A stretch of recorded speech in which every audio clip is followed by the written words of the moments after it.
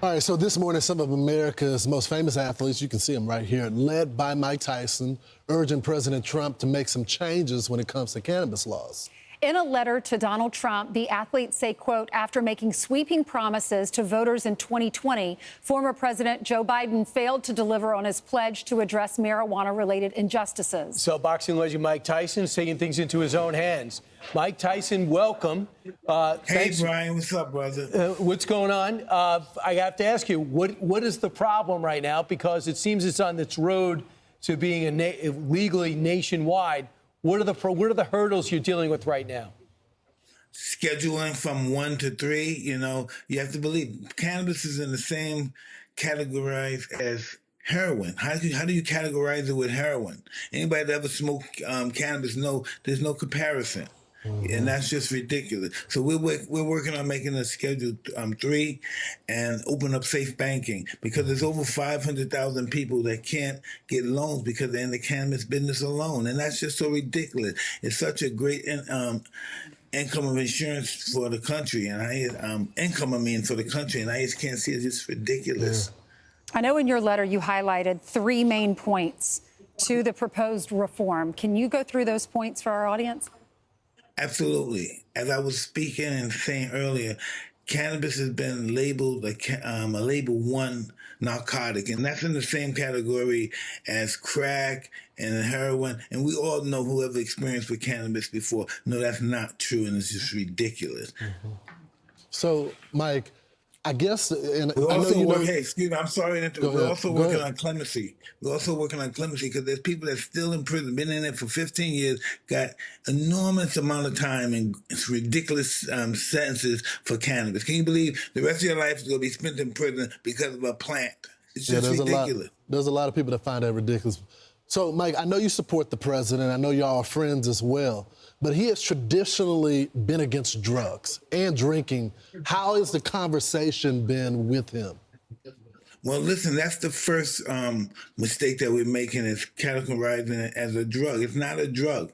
It's a medicine. It's just not labeled as a medicine because we never use it. But it's being pretty much dealt with now. I know you... Yes, go ahead. I know you said in the letter that in most of these states, it's legal to smoke marijuana. And some of these people that are incarcerated have really lengthy sentences. Are those sentences from before the laws changed? Yes, they were, ma'am. How long are those sentences? Some of them up to 15, 20 years for cannabis. Wow. So, Mike, you do agree. So for you personally, marijuana has helped you, correct? For you psychologically? Well, listen, I hate to even say this. Just look at me, I don't know, 30 years ago when I was fighting, and look at me now. Right. You're a little calmer. Yeah, I could not live. I was going crazy without cannabis. I was just going absolutely mad, fighting people in the street, giving wild responses back to people who said, "Can I help you?" And then it's done so much for me. It's given me a new life, so to speak.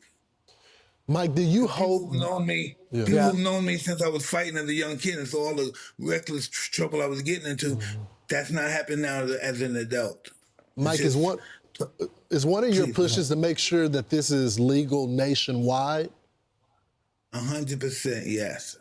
This the time and the sentences they've been getting for this plant is just totally ridiculous. How did you get all of these athletes to come on board with you? Well, listen, we all did it together. This is something they wanted to do for so many years, but didn't know how to go about doing it. And I was just blessed enough to have the perfect team for this particular genre of sports or whatever it was, medicine. And Weldon, we got to put this in perspective.